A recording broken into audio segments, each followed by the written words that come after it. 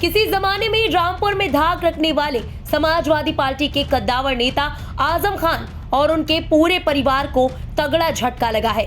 बेटे अब्दुल्ला आजम के फर्जी बर्थ सर्टिफिकेट केस में आजम खान, उनकी पत्नी तंजीन फातिमा और बेटे अब्दुल्ला आजम को दोषी करार दिया गया है और तीनों को ही 7-7 साल की सजा सुनाई गई है।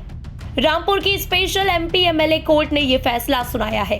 वहीं कोर्ट के आदेश पर पुलिस ने तीनों को हिरासत में ले लिया है। वहीं रामपुर के वर्तमान बीजेपी विधायक आकाश सक्सेना ने परिवार समेत आजम खान को सुनाई गई सजा के बारे में बात करते हुए कहा कि सच की जीत हमेशा होती है।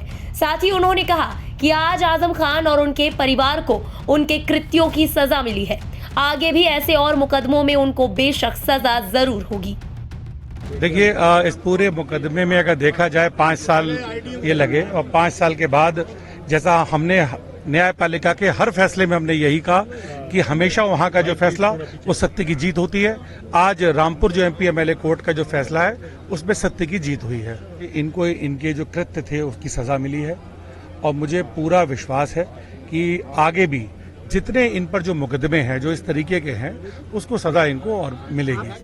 वहीं अब आजम खान को सजा सुनाए जाने के बाद यूपी के राजनीतिक गलियारों में भी हलचल तेज हो गई है। इसी कड़ी में बीजेपी प्रवक्ता राकेश त्रिपाठी ने प्रतिक्रिया देते हुए समाजवादी पार्टी और आजम खान पर करारा प्रहार किया। उन्होंने कहा कि पाप का घड़ा एक दिन जरूर भरता है। उन्होंने कहा कि आजम खान को आज अपने किए की सजा मिल रही है।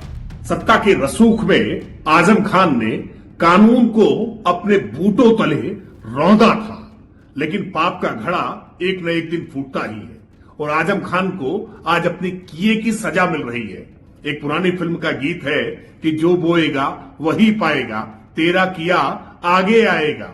आज आजम खान को उनके तमाम कर्मों की सजा मिल रही है। डॉक्यूमेंटल एविडेंसेस के आधार पर कोर्ट ने परीक्षण करके सुनवाई का अवसर देने के बाद आजम खान को सजा सुनाई है और आजम खान को आज सजा सुनाए जाने से लोगों का कानून में भरोसा और मजबूत होगा और समाजवादी पार्टी के लिए भी करारा तमाचा है कि ऐसे आपराधिक प्रवृत्ति के लोगों का संरक्षण करना अब बंद करें।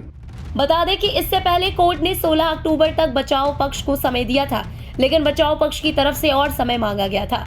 कोर्ट ने ये अपील खारिज कर दी थी। जानकारी के मुताबिक 16 अक्टूबर तक बचाव पक्ष के वकील कोर्ट में उपस्थित नहीं हुए, न ही उन लोगों ने लिखित बहस दाखिल की और न ही और समय मांगा।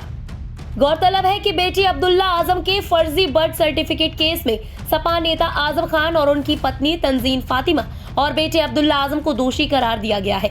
बताते चले कि फर्जी जन्म प्रमाण पत्र का ये मामला 2017 के उत्तर प्रदेश विधानसभा चुनाव से जुड़ा है। आजम खान के बेटे अब्दुल्ला आजम ने रामपुर की स्वार विधानसभा सीट से समाजवादी पार्टी के टिकट पर चुनाव लड़ा था। इस चुनाव में अब्दुल्ला आजम की जीत भी हुई थी, लेकिन उनके प्रतिद्वंद्वी नवाब काजिम अली ने हाई कोर्ट में याचिका दायर कर दी। काजिम ने आरोप लगाया कि अब्दुल्ला आजम ने चुनाव लड़ने के लिए जो नामांकन भरे हैं उसमें उम्र छिपाई गई है, वो चुनाव लड़ने के लिए योग्य नहीं है। शैक्षणिक प्रमाण पत्र में अब्दुल्ला का डेट ऑफ बर्थ 1 जनवरी 1993 है, जबकि जन्म प्रमाण पत्र के आधार पर उनका जन्म 30 सितंबर 1990 को बताया गया है।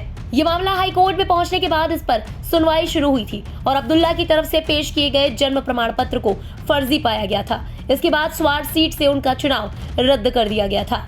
बहरहाल सपा के वरिष्ठ नेताओं में शुमार आजम खान और उनके परिवार के साथ ही जहां कोर्ट के इस फैसले से समाजवादी पार्टी को भी बड़ा झटका लगा है, ऐसे में अब देखना होगा कि इस मामले पर यूपी की सियासी हवा आगे क्या नया रुख अख्तियार करती है। रामपुर से इंडिया पब्लिक खबर संवाददाता शहबाज खान की रिपोर्ट। इसी के साथ इस खबर में अभी के लिए बस इतना ही।